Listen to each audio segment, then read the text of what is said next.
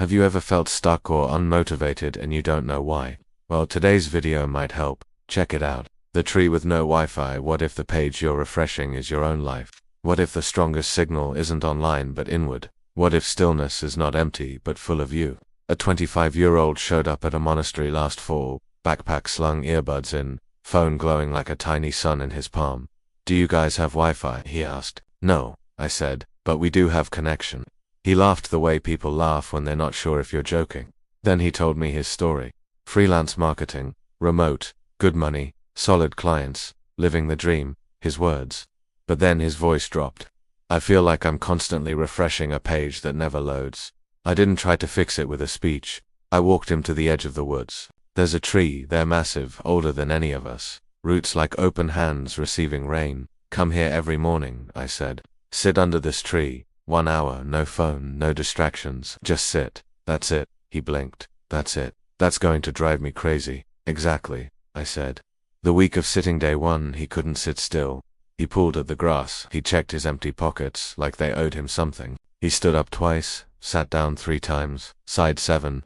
Later he told me the minutes felt like wet cement. Day 2, he heard what he called the phantom ping, that ghost notification your brain swears is real even when your phone is off. He kept turning his head toward a sound that wasn't there. "It felt like my mind was a browser with 100 tabs," he said. "None of them loading, all of them loud." Day 3, "Can I bring a book?" he asked. "Books are thoughts," I said. "You already have thousands. Listen to yours." He frowned, but he left the book behind. Day 4, he didn't ask for anything. He showed up, sat down, and let the wind say what it had to say. The tree creaked. A bird stitched the air.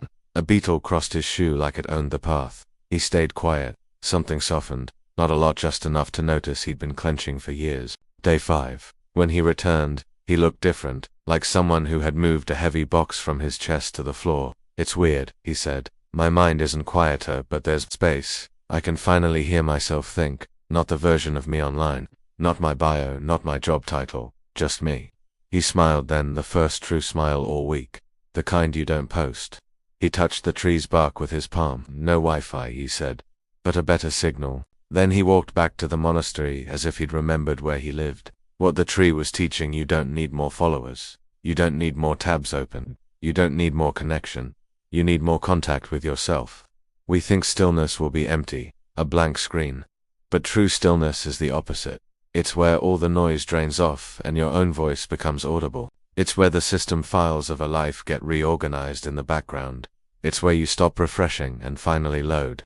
Here's what he learned under that tree, and what you can borrow without ever stepping into a monastery. Cravings look like needs when you're moving too fast. The urge to check, to scroll, to switch windows every 30 seconds, that's your nervous system hunting for a hit, not your soul searching for truth. Attention is a muscle. On day 1, it shakes. By day 5, it holds.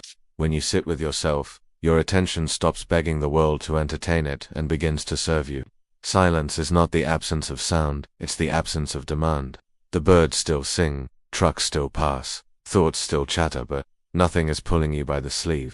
Identity isn't a headline. When the likes go quiet, what remains is not nothing, it's a person. Your person. The one who was here before the login.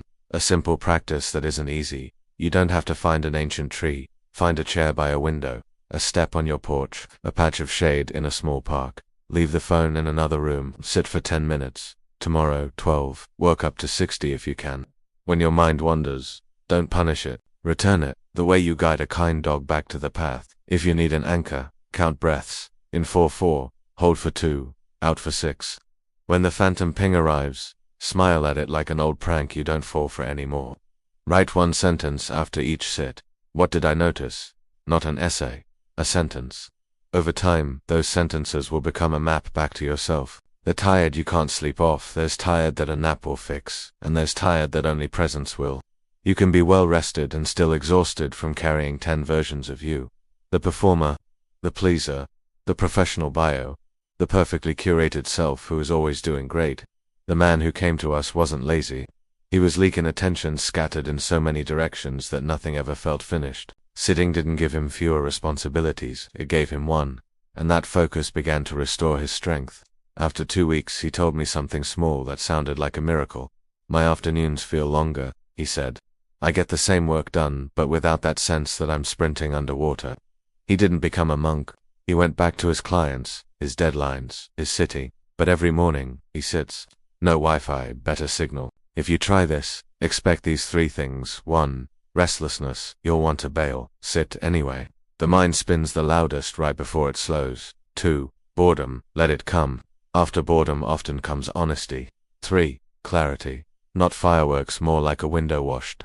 You'll see the next right step without asking the entire future to reveal itself. And if you fail one morning, you didn't fail, begin again. The tree is patient. The real connection, people say they want connection, what many of us mean is distraction, we can call connection. True connection starts with you. Because when you are in contact with yourself, you meet others as a person, not a performance. Conversations simplify, choices clarify, work deepens, even your rest rests. When the young man left, he stood by the gate with his backpack, earbuds looped through his fingers instead of in his ears. Same world, he said, but I'm not refreshing it every 5 seconds. He grinned, feels like the page finally loaded. Moral, you don't need more to connect to. You need more contact with yourself. Stillness isn't empty, it's where your real signal returns. If this story helped you breathe a little deeper, consider subscribing for more simple, spoken from the heart stories made for calm minds and clearer days. Thanks for watching the video. Don't forget to share and leave a comment below about how you're doing. See you next time.